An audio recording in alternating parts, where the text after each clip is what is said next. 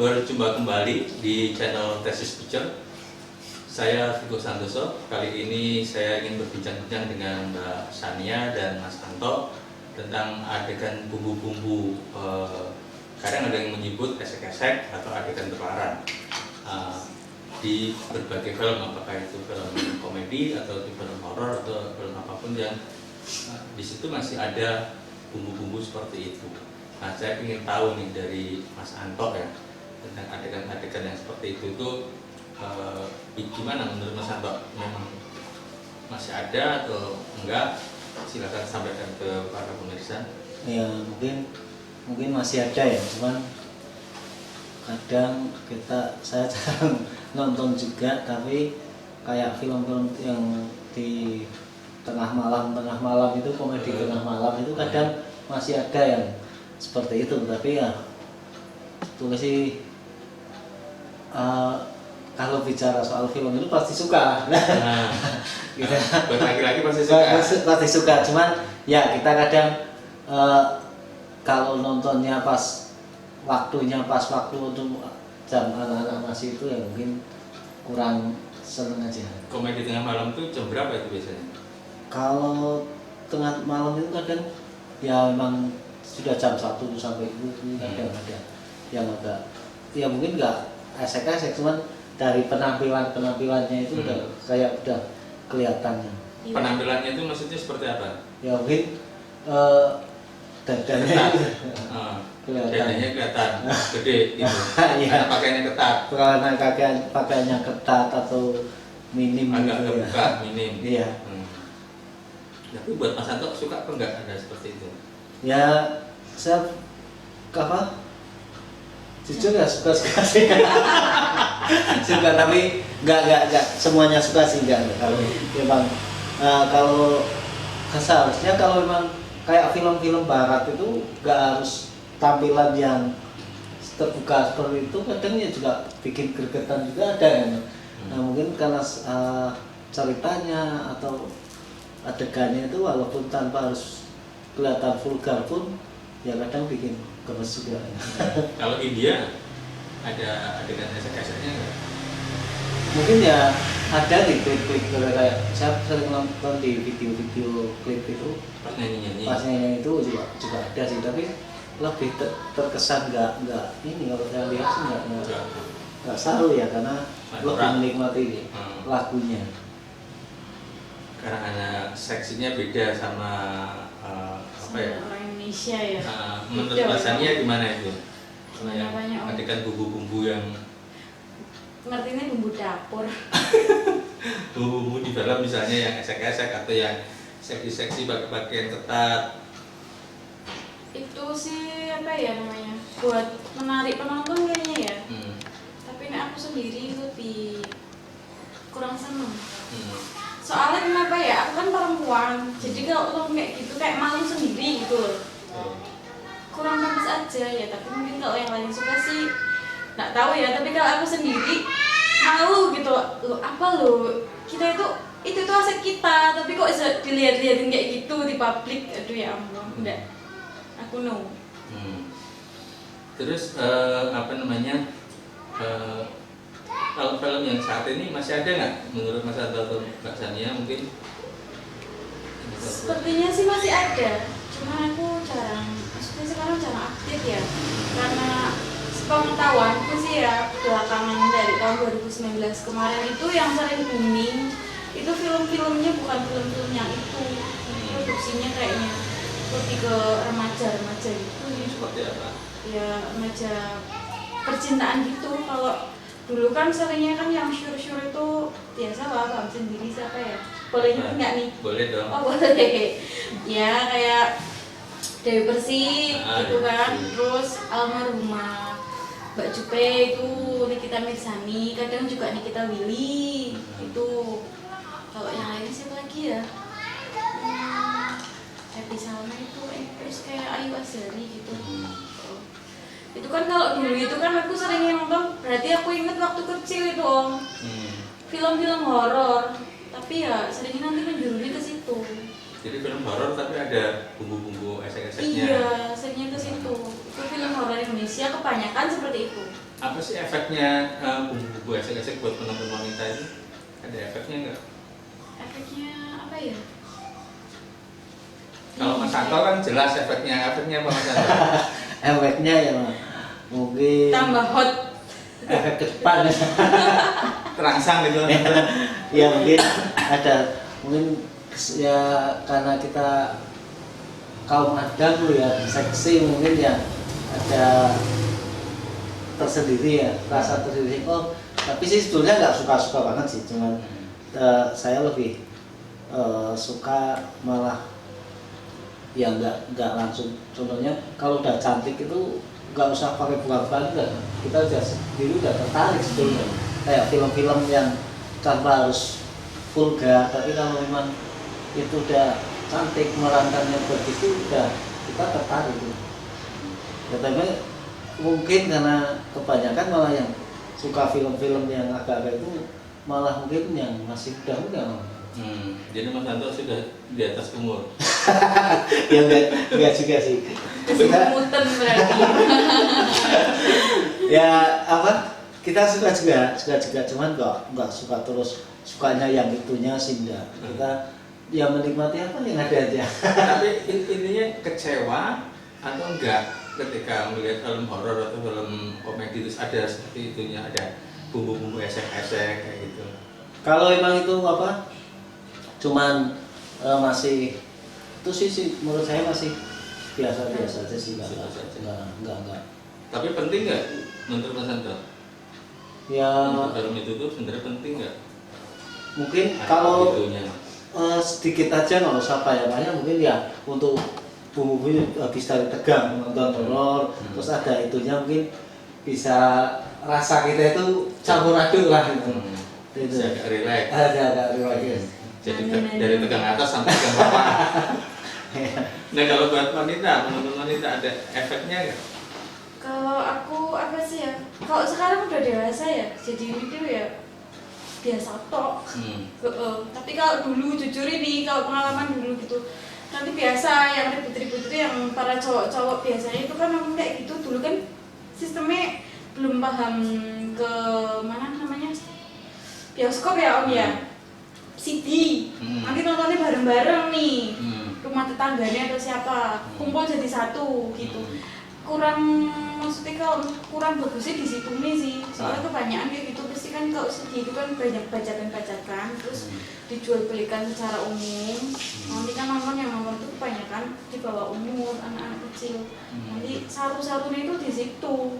Kalau misalkan buat perfilmannya sih itu mungkin udah taktik buat ya dunia perfilman seperti itu, biar ada apa namanya sih, nggak tegang, ada lucu nih, ada seremnya gitu kan ya, bagus lah ya. Cuma kalau di bioskop kan udah sesuai, maksudnya kan sesuai sama pasarannya gitu, khusus untuk ini. Tapi kalau udah lama-lama itu mesti ada CD-CD kayak gitu tuh, nanti yang nonton tuh anak kecil kok, anak-anak desa itu nontonnya bareng-bareng juga, cewek cowok jadi satu. Itu kurang bagus sih itu di situ, apalagi zaman sekarang. Oh ya ampun. Jadi menurut Mbak Sani itu penting nggak diadain seperti dengan bumbu-bumbu esek-esek gitu? Penting-penting enggak ya, tapi kalau di Indonesia mesti itu nomor utama, pasti selalu ada. Kayaknya nggak ada ya nggak ada, pasti ada itu. Kalau yang di luar emang ada? Kalau di luar kenapa nonton? Kalau di luar kan sering itu apa ya, perang-perang gitu, lebih rame gitu. Jadi kita ada itunya juga. Ada sih. Tapi beda emang.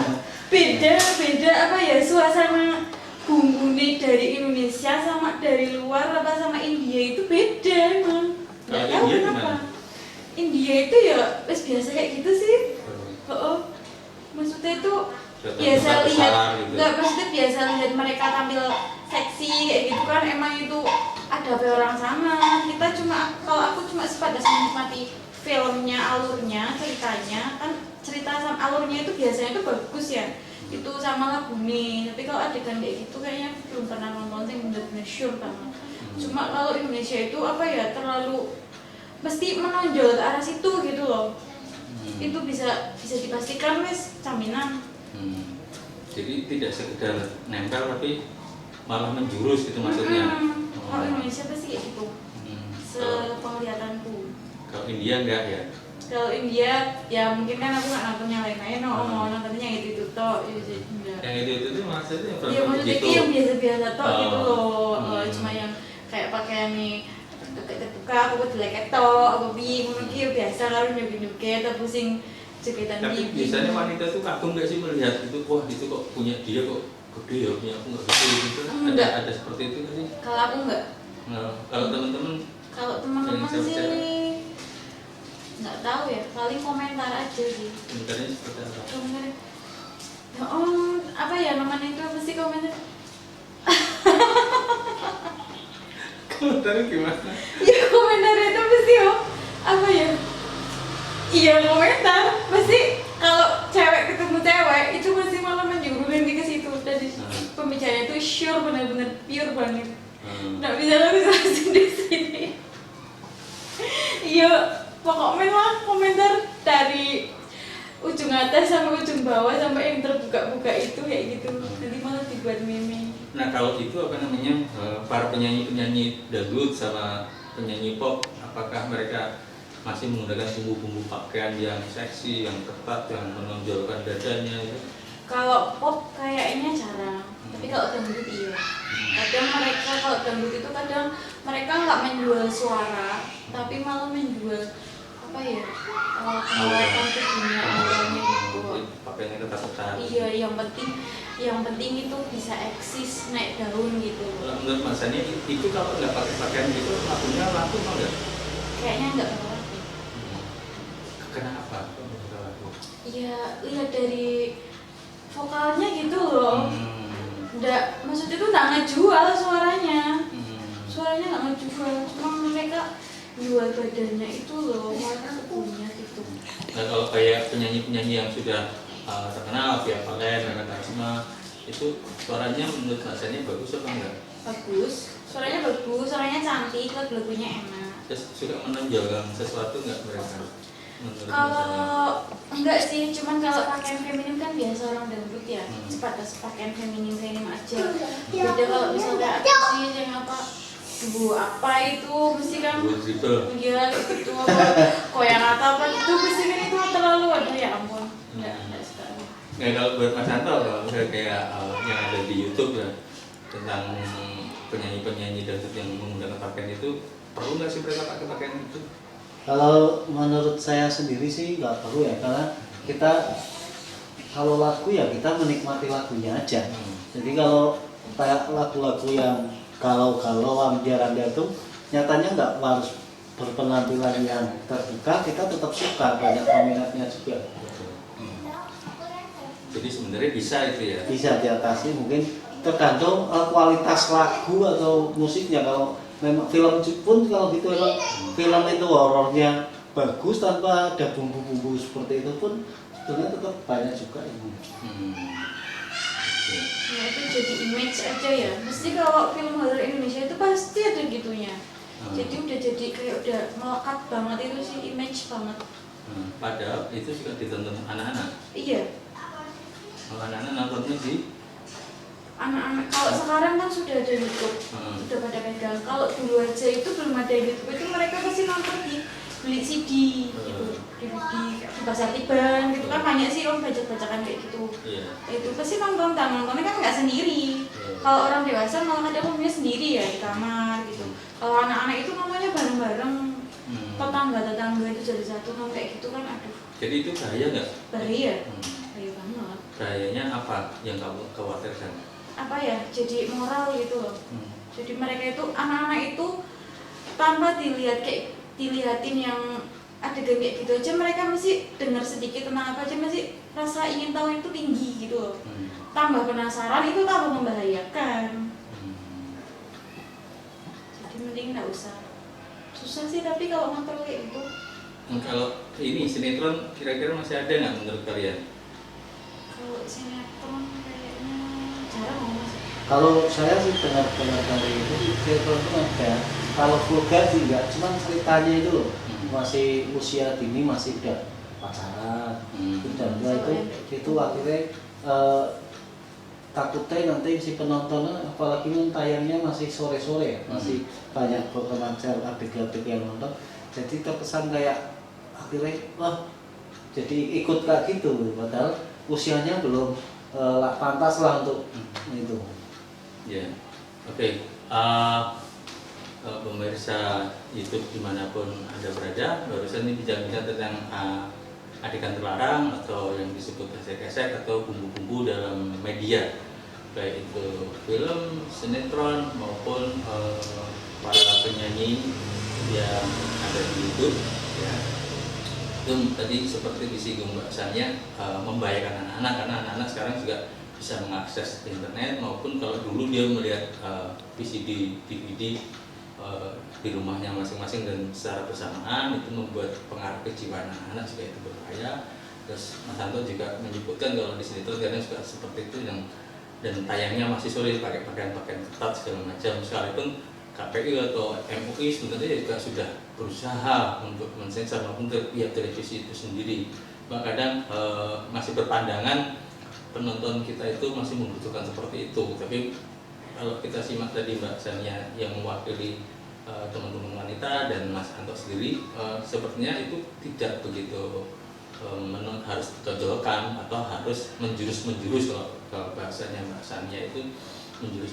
Jadi sebenarnya masyarakat sekarang sudah bisa menilai baik tidaknya itu dari penggarapan, dari cerita, dari acting gitu ya, dari media itu bisa menyentuh atau touching sama penontonnya. Demikian bincang-bincang yang bisa kami sampaikan, semoga ada manfaat buat pemirsa semuanya. Salam, bertemu lagi di tema berikutnya.